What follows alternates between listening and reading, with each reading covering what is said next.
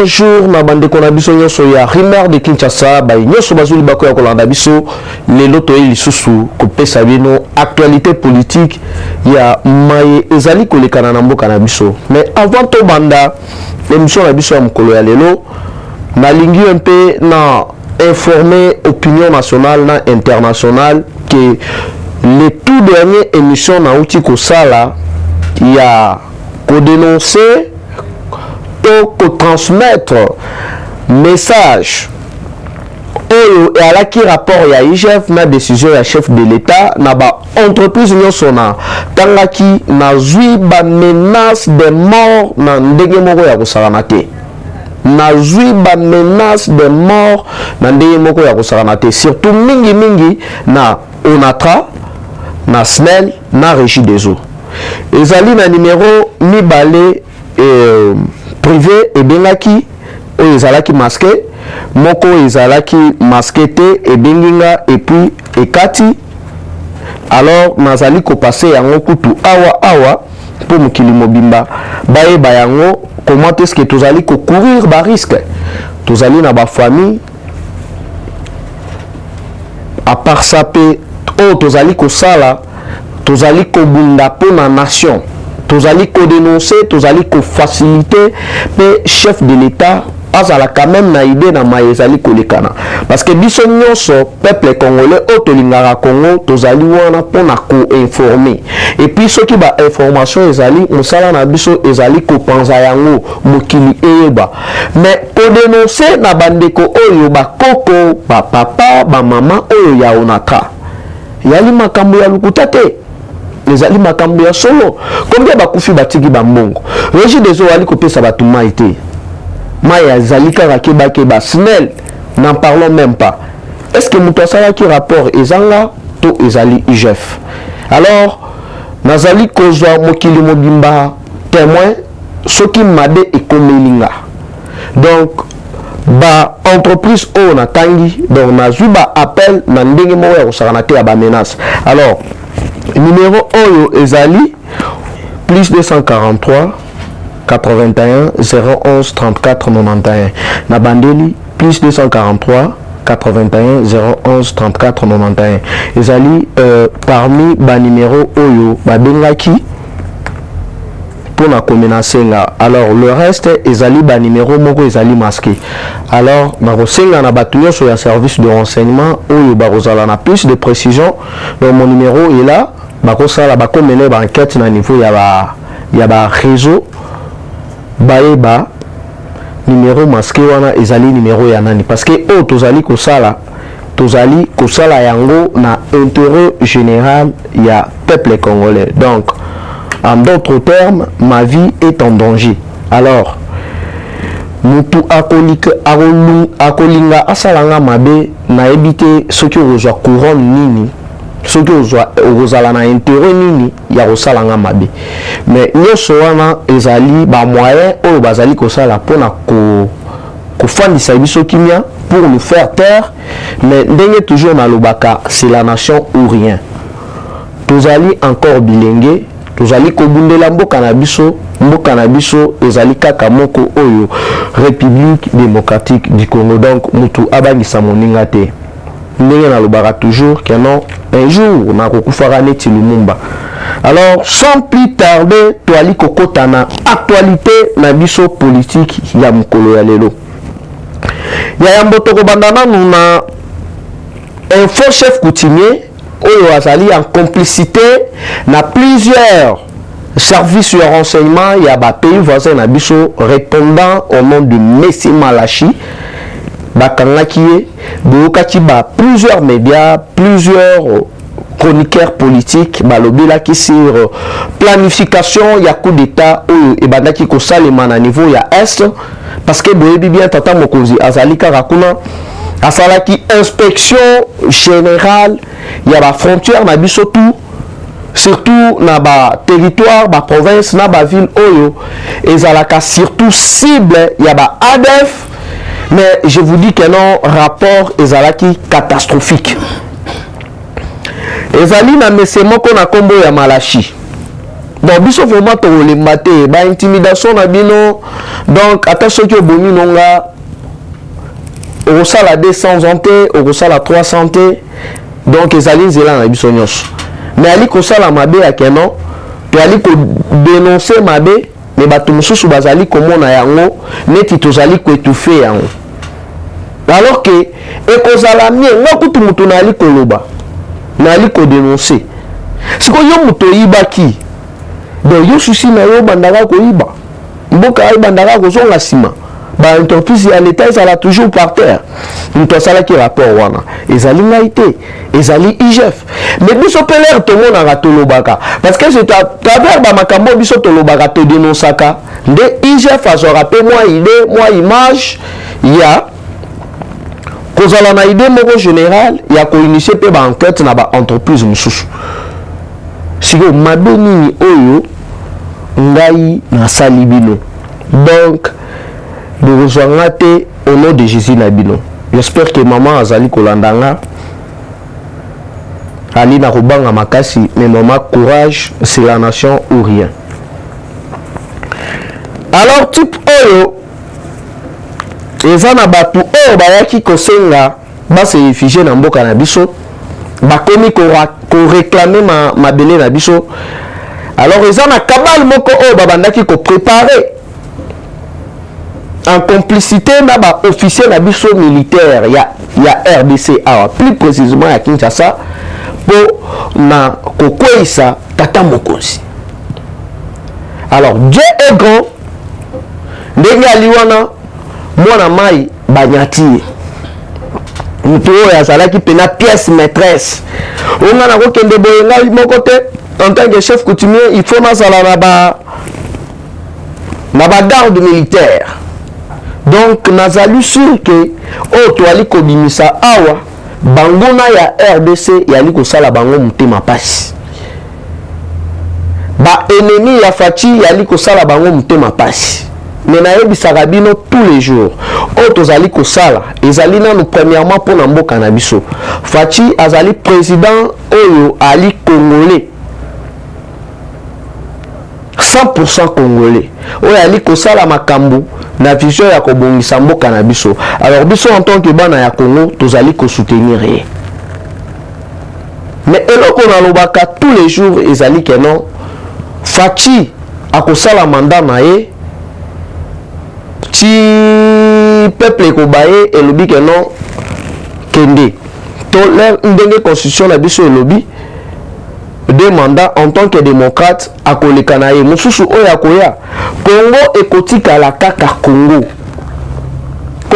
ekotikala kaka Congo donc ça ne sert à rien ya biso na biso tobanda kobunda tobanda kobumana mingi bato bali kowelela wana okomona kaka keno azali na nationalité moko ya bibamba mais mwana mboka azali wana ali kosala mosala azali kofournir ba effort ebele donc après 50 ans to après 40 ans après 30 ans lelo Faci koloba keno mutu mosusu aya mutu mosusu aye Congo ekotikala kaka Congo alors tokoyina na biso te comment bokozwa courage boye toyambi bino neti baréfugié mais bokomi kosalela biso plan mpona kofragilize oyo ya biso président oyo ali 100% congolais à travers na faux chef coutumier yango toali kosenga na ministre ya sika ya intérieur surtout côté wana territoire bikatela mwanza territoire oyo bakataki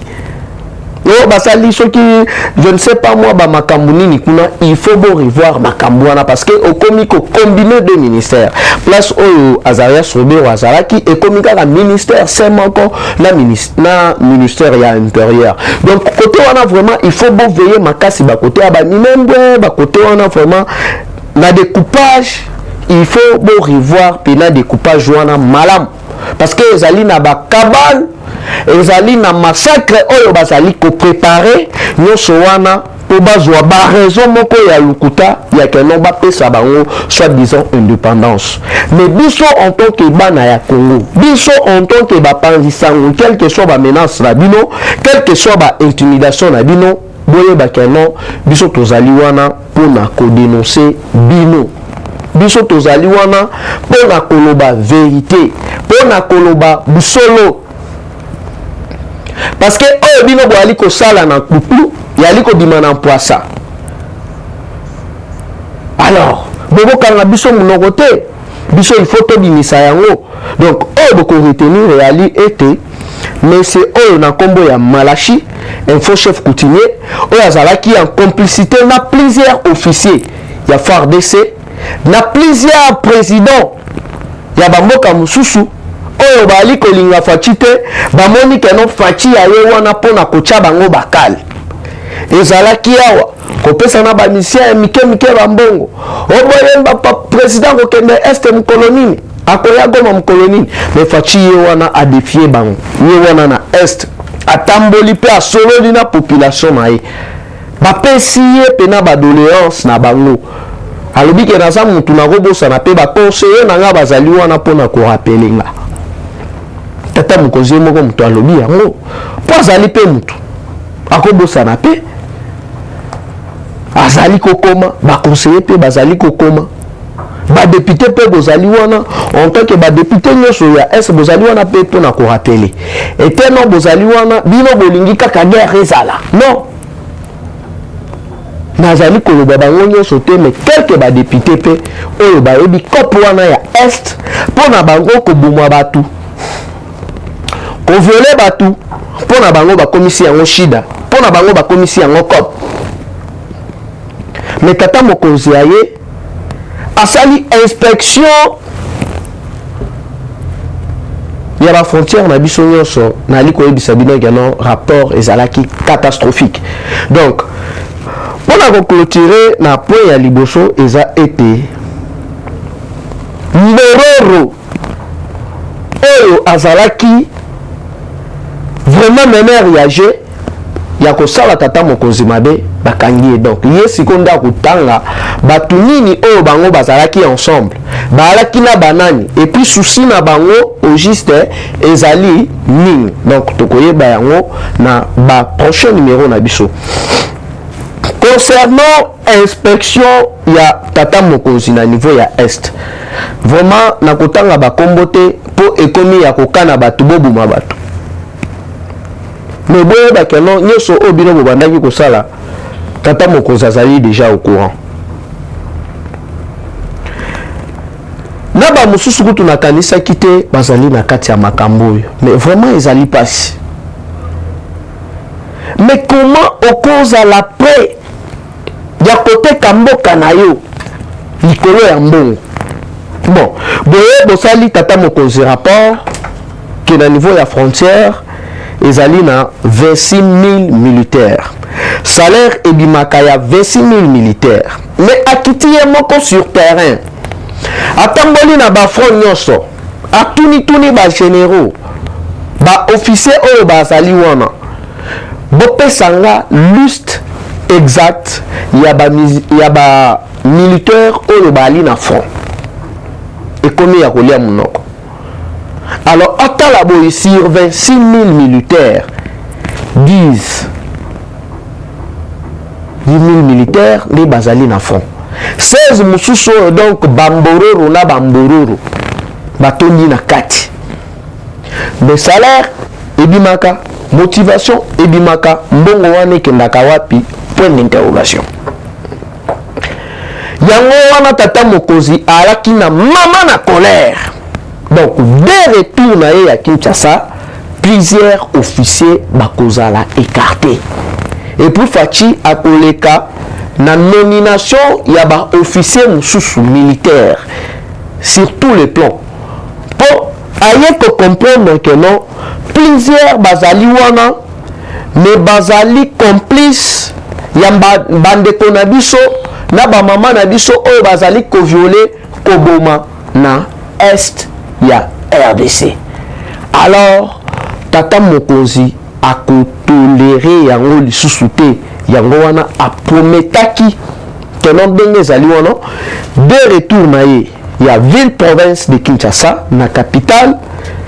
Plusieurs bakozala convoqué. D'ailleurs pour la information na bino il faut à présider conseil ya sécurité na ba officier nyonso oyo ako étaler ba makambo na bango ya mabe oyo babandaki kosala ya lipasi ya kotala voir même na ba munition oyo batindaki kuna na est ya bandeko na biso babunda na front mais eloko ya kokamwa ezali ete na ba munition pena mususu ezali te mais ba munition wana ekei wapi sko bamoni ke non na diplomatie oyo faci asali batu oyo babandaki kofinancer ba ADF à partir ya ba mboka oyo bazalaka ba ennemi ya RDC mboka oyo bazalaka contre RDC bamoni ke non bakati kofinancer bango sikoyo bakomi kokolaborer na vrai bakongolais bakomi kokolaborer na bandeko na biso donc à cause ya mbongo tellement batu yo tout bakangeli bango oyo bazalaki na ba accès à okende boye na 2 bataillons 3 bataillons azwi mbongo donc ba raison na bango nyonso wana ezali de marteler alors bakomi koluka sikoyo kokotisa ba nombre fictif ya ba militaire kotika na ba munition na bali kotekela yango bapaya pona koboma bandeko na biso ba congolais yango wana de retour ya tata mokonzi soki apemi sauf imprévu à co-initier conseil de sécurité où plusieurs officiers bakozala vraiment écartés. Ma deuxième point tokolobela sur bataille nucléaire oyo ekomi kolekana na minute oyo toyebisaki bino keno batu oyo bakambaki RDC régime criminel oyo bakambaki RDC batekaki baminere ebele stratégique batekaki uranium en désordre na ndenge moko ya kosakana te en violant accord ya Vienne ya 2015. Sikoyo awa bo comprendre que non monsieur Naftali Bennett oyo azali l'actuel ministre ya Israël azali ko telemela l'actuel président Abraham Raisi ya Iran parce que azali vraiment président oyo azali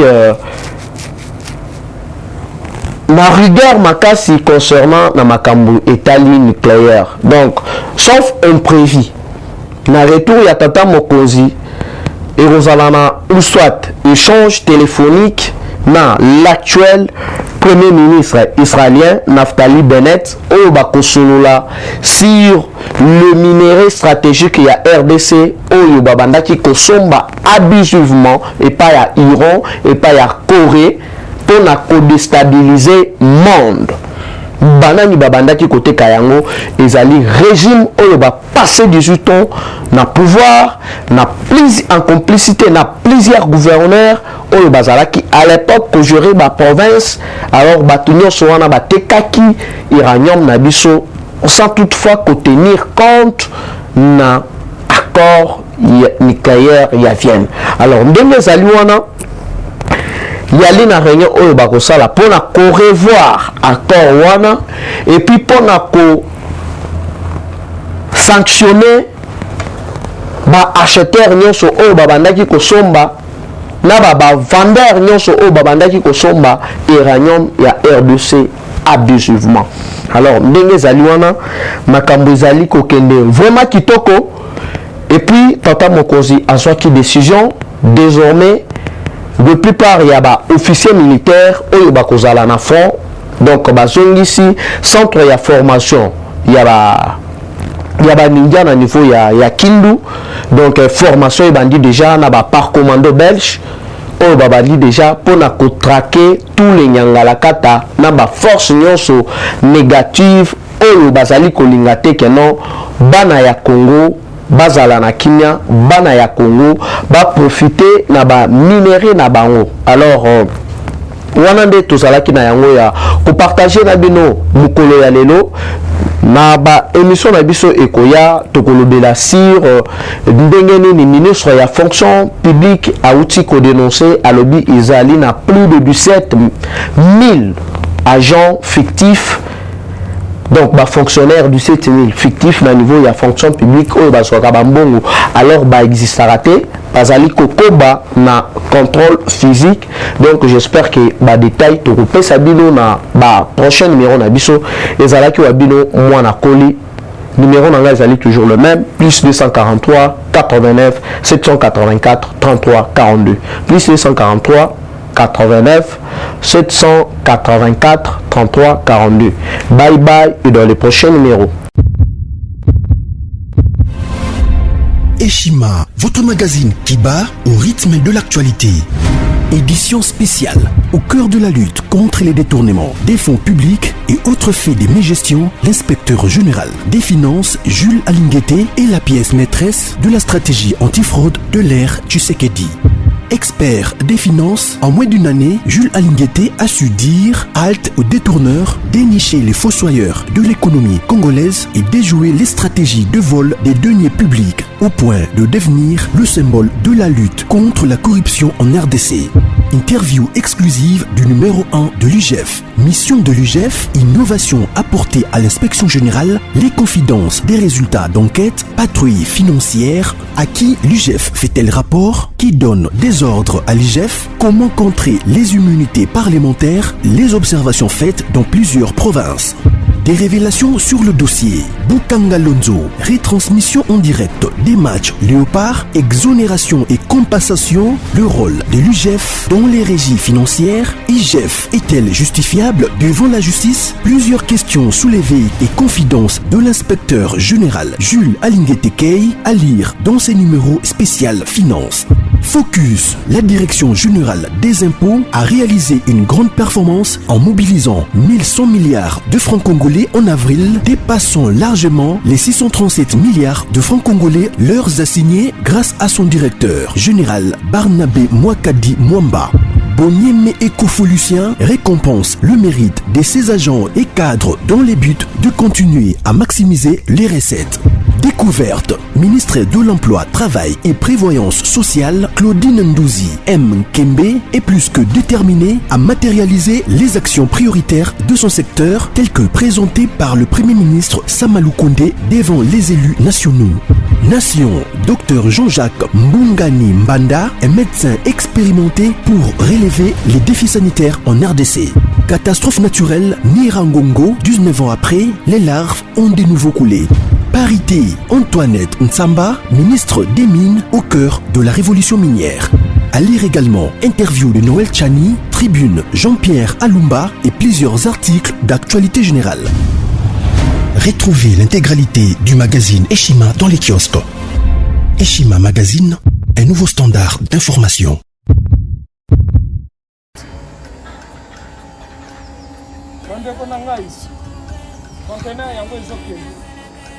Le 26 mai, les conteneurs. Conteneur chaque mois. Donc, next ekozala le 26 mai. Olingo tinda velo. Mutuka. Lise aussi okangi. Biloko tout pour même cannabis. Benga biso. Comme ça, toya, so même biloko totinda na Congo.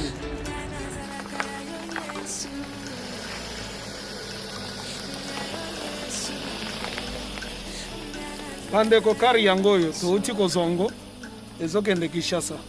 Ozana mutuka pesa biso ezoke. Merci. Le 26 mai, mosusu okwende. Ya 2021 otosana ngo. Donc tosala ka chaque mois. Oza besoin na carton benga biso. Biso munene yango. Moyenne yango. Bon moyenne. Yango. Na carton na biso ya muke. Nous avons 3 dimensions. Onyo solingo tinda benga biso tozozwa ba vélo, tozozwa ba valise, mituka tozozwa. Donc eloko tout tozomema na Kinshasa.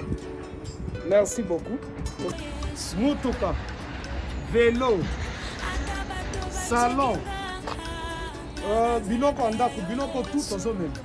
Donc, moi hésitez que benga biso tozala na pona